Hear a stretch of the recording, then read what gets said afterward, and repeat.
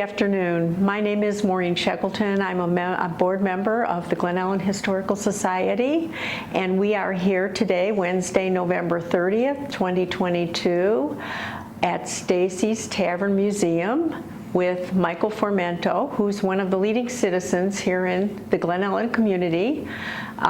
Michael is going to be sharing with us some of his observations and thoughts and perspectives about his time in Glen Ellyn, keeping a record for us for the future. So Michael, maybe you could start out by telling us a little bit about how you came to be in Glen Ellyn, when you came, and why you've stayed here so long. Well, let me tell you that it's kind of an interesting story on how I came to Glen Ellyn. My wife and I started looking for a home because we were expecting our first child, and we were living in the city in Chicago at the time, and decided that we needed to find a permanent place. At the same time, I was interested in starting my own business as an interior designer, and thought that farther west would be better for us. So we started looking around, and we got to Glen Ellyn, and we thought Glen Ellyn was a very nice community. And we also looked over in Wheaton, and frankly, we started out in Wheaton because there was a store for rent, storefront for rent. Unfortunately, by the time we were able to react to that, somebody else had rented the space. So I said to my wife, let's take a look in Glen Ellyn and see what we might find downtown there. And we came here, and lo and behold, there was a sign being put up in the window at a storefront on Main Street, and we jumped at the chance to rent the store. Now we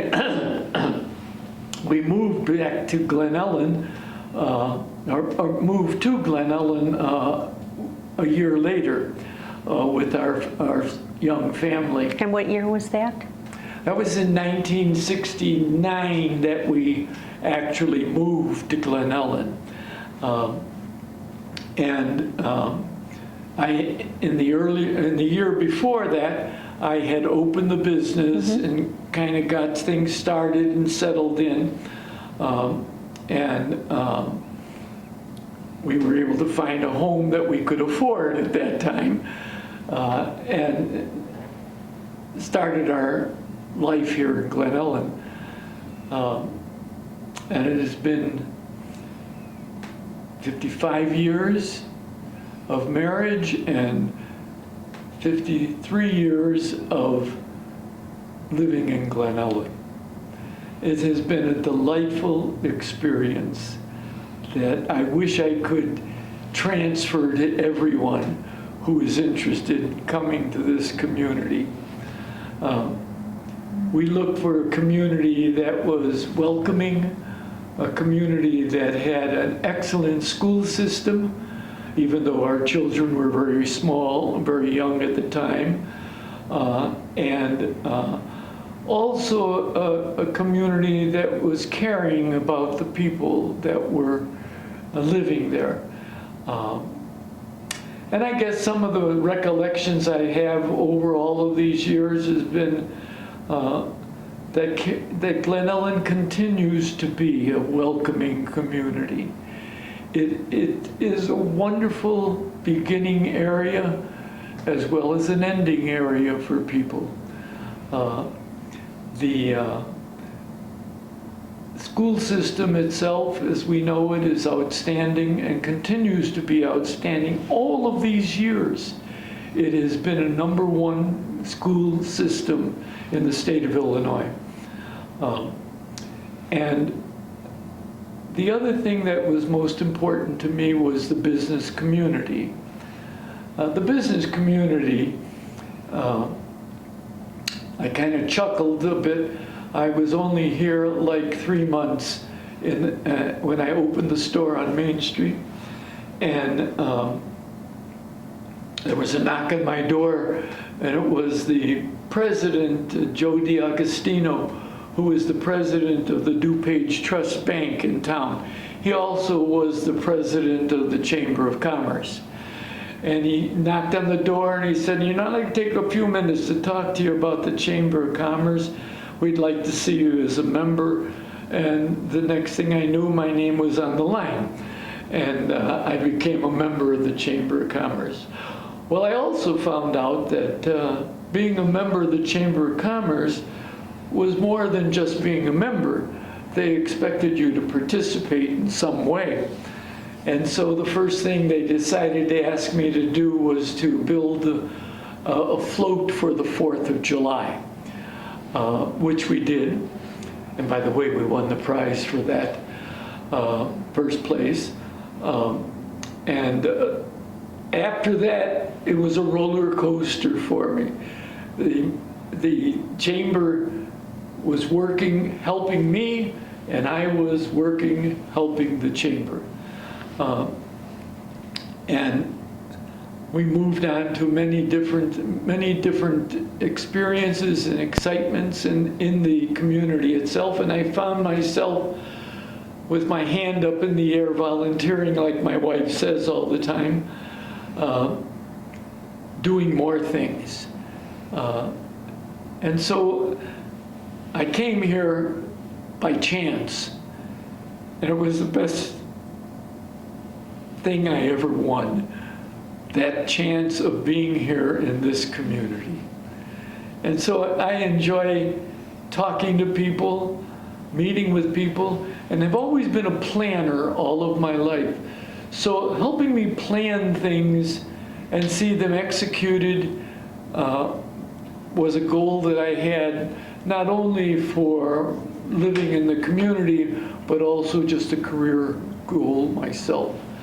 So if it hadn't been that we got here by mistake, so to speak, I wouldn't be here and have had such a wonderful life so far. The community itself hasn't really changed.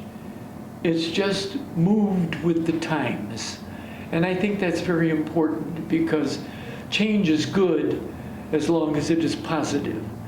And most of what I have seen occur in change in Glen Ellyn has been very positive. I was fortunate enough to move from the 3 years of presidency of the Chamber of Commerce, and then moved in, responded to a citizens group and a business organization group from the Chamber who were opposed to seeing increased taxation on the business community. And so I ran a campaign through the Chamber as their president to oppose any increases in taxes on the business community. And we were very successful in getting that accomplished. As a result of that, I became very much exposed to the village politics, and I was asked to run for village president. Now, I'm the new kid on the block, you have to understand. I'm only a short time in Glen Ellyn, but involved. And so I decided I would do that. And the people of Glen Ellyn responded, and I was elected president in 1981. During the time that I was village president, we accomplished a great number of things, both on the local level, on the state level, and even on the national level.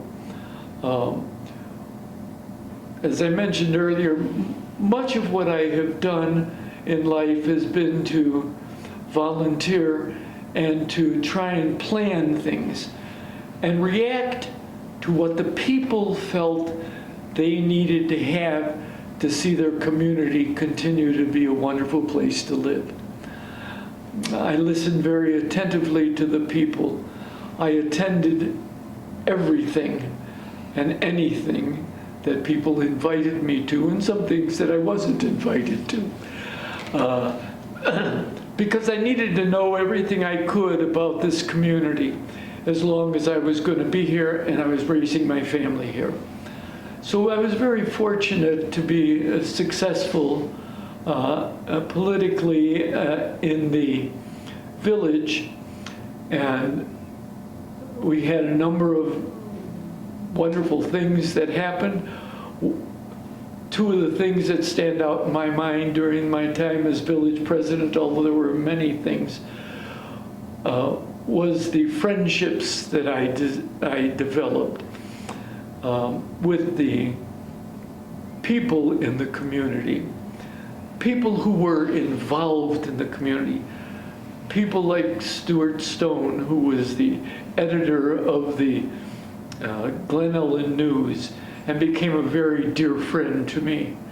And I mentioned Joe DiAgostino earlier, who was the president of the bank, and all of those stepped forward to help me. And so I felt I had a responsibility to help them also. We had the two brothers, Fred and Rod, from Leonard's Memorial Home. And it was kind of interesting because we joined together as a group and did so many things in the community to keep the community alive and active and inviting that I was always so grateful to them for. The Stuart, you talked about being a prominent citizen, that was Stuart's fault. Every time I turned around, he was taking my picture about something that we had done. And of course, one of the other things that I was very proud of is that we were recognized on a national basis through our efforts at the village of putting in place a parental responsibility law that was aimed at having the parents become responsible for the actions of their kids. Not realizing that it would spin out of hand, and the next thing I knew is that the state asked me to appear on behalf of that ordinance that we passed, and it became adopted not only by the state of Illinois, but by 41 other states in the United States. And it brought recognition to our community as a community of people who are involved and want to see good things happen. So we had lots of opportunities like that during the time that I served as village president. I guess I was too successful because they asked me to run again. Something that had not happened in Glen Ellyn in its history, to have a president run for a second term. Generally, you ran for one term and retired. But I ran for the second term and was successful doing that also. Again, because I guess the people felt that we were doing a good job for them and that there was the opportunities to continue to do things. Now, don't misunderstand me. That wasn't all gravy train. There were some bumps in the road, but I always tried to take any kind of bump in the road and turn it upside down and make it something that was positive. And we were successful in doing that. At the end of my term, my second term, someone handed me a button from Teddy Roosevelt that said, "No third term."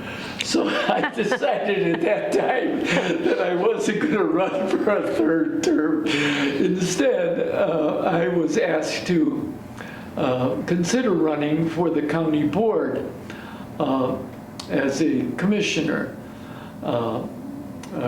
county board member.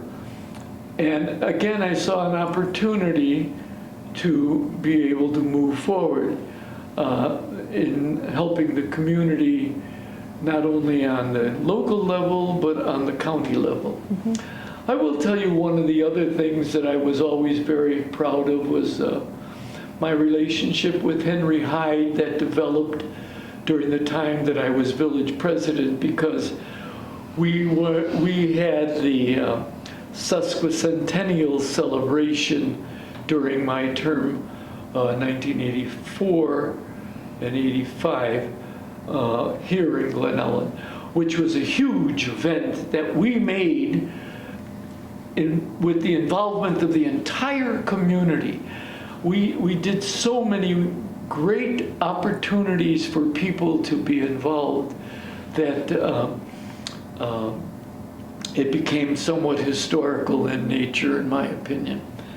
And Henry Hyde was my guest for the sesquicentennial, and he said to me one day, "I don't understand, with all of the communities come and ask me to help them financially through the federal government, why we've never heard from Glen Ellyn."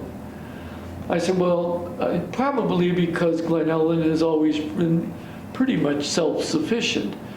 But I will tell you, since you asked, I'd like to have a few dollars from the federal government to make improvements in the downtown, because we are in desperate need of a number of things. And Henry Hyde said to me, well, send me the information, I'll see what we can do. And we did that, and a short time later we received $650,000 from the federal government to remodel, improve, and change the lighting, the entire downtown area, something that we had never done before. That too was an accomplishment from my perspective. Because Glen Ellyn has a certain charm. They often say it's much like the East. And yet it's different because it has the similar topography from the rolling hills that we have in town, and to the quaint historical background in this wonderful museum that we have here. So at that time, I thought that it was the best thing that could happen was to get the community, continue to get the community involved, and we did. Every opportunity, every organization that I could contact, we brought them together, because that was part of what I was good at, was planning and joining people together. And so, as I said earlier, if there was an opportunity to go any place, speak anywhere, or encourage people about Glen Ellyn, I was there to do it. That was my job as I saw it as village president. And moving on to DuPage County,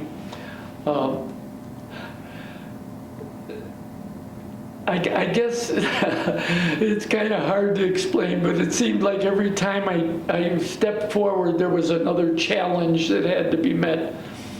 And the first challenge that came up was a vote that I had to cast, my very first vote as an elected member of the county board, on whether or not the county board chairman was going to also be chairman of the forest preserve. And my vote was not to do that, which I today believe was the finest vote at the county level that I could have done, because it kept separated two organizations. One which was focused on the political element of DuPage County, and the other that was focused on the environment and the preservation of our environment. Glen Ellyn has always been a leader in environments and in protecting the environments, and I wanted to continue to see that occur. During my term as county board member, I served for 19 years. Hard to believe that. And at the same time, I was a commissioner on the Forest Preserve. And I served there for 19 years also. During the time that I served as a DuPage County board member, we did many things that helped Glen Ellyn.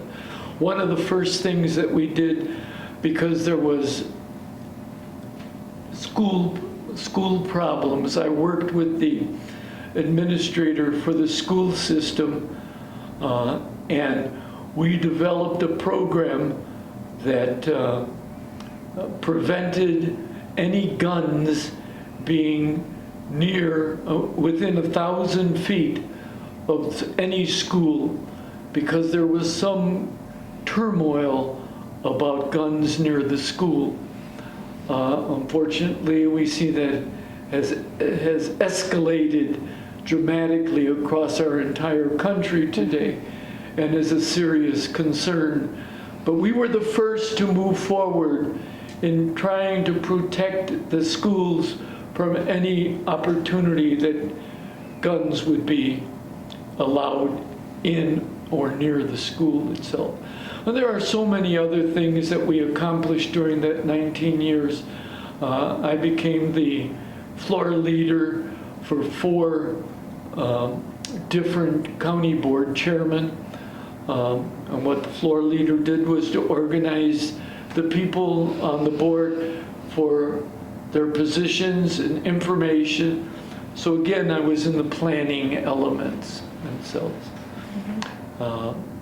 When the Forest Preserve and the county separated, I had to make a choice of where I would go. So I decided to run for the Forest Preserve, because the environment had always been something I respected and encouraged. All of those things during, and as I said, I served for 12 years as a Forest Preserve Commissioner after my term on the county board. But everything came back to being involved in Glen Ellyn. And so to this day, I'm involved. And I will tell you, as long as I live here, I will be involved. And I encourage people constantly to step up and become good citizens by protecting this wonderful jewel that we have in Glen Ellyn. We used to say all the time that there were 3 main reasons why people came to Glen Ellyn. They came for the transportation, for the railroad. They came for the school because of the fine schools, and they came for the wonderful downtown that we had. And I cannot say enough about all 3 of those, because they are still existing today, and it's because people became involved. Now, I probably have said too much. Well, no, you really haven't. It's been helpful. I wanted to just get into your role with the faith communities here as well. Well, I'll tell you, that's an interesting story also. As I might have mentioned earlier, my first endeavor as a volunteer was with my church when I lived in the Chicago area. In fact, it was the Our Lady of the Angels Church, which had the terrible fire, school fire. I was there at the time.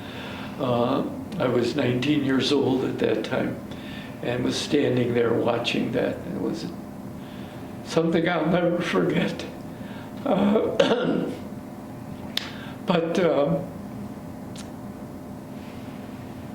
the church community here in Glen Ellyn, by the way, we have 44 different church organizations in Glen Ellyn. We had, and I attended many breakfasts that they would hold in the religious community. And one day I asked the question, why, when I go to the breakfast, are the people at the breakfast only Christians? Why do we not have the other faith communities involved also? Well, there's a variety of reasons for that. Each has its own faith that they follow, and subsequently, it isn't just Christians. So what we wanted to do was to engage the community, all of the faith communities. So I appeared before the religious group and asked them to consider organizing with me an interfaith prayer breakfast, one that would invite people from any faith, whether they're from the Jewish community, the Muslim community, the Baha'i community, and the Christian community. What we wanted to do is have a welcoming circumstance for all of the people in the faith community to understand each other, to pray for justice for everyone, and at the same time be able to understand their faith. And we did that. And we are now in our 7th year. We would have been, we even had times that we met during the pandemic where we couldn't join as a group at a breakfast, but we're able to join together outside and bring together all of those faith communities. It has been a wonderful experience and a learning curve again for me, because like politics, religion is another form of involvement with all of the different parishes and all of the different communities, and understanding them and recognizing that though they may be from a different faith, it didn't make any difference, because we were all talking about the same God, but we were talking about them a little differently from each faith's community experience. That's how I got it started, and I was so pleased that the members of that organization stepped right up and said, it's the best thing that we've heard in a long time, because it now allows our faith and all these other faiths to be together. And it has been successful, and it is my hope that it will continue in the future. Well, you've certainly been a thought leader in many of these different aspects of the community here in Glen Ellyn and in DuPage County. And I appreciate your being willing to share all of your thoughts with us today. This has really, really been interesting. For me, it's been kind of a trip back too, because I've lived here since the 80s, so. Well, I must tell you that if my bottom line is I love Glen Ellyn. That shows. That shows. Thank you so much. Want to learn more about this and hundreds of other fun and interesting stories from Glen Ellyn's past? Drop by Stacy's Corner Store, located in the Glen Ellyn History Center at 800 North Main Street. Stacy's Corner Store carries a complete selection of books about Glen Ellyn's history. Add them to your library today.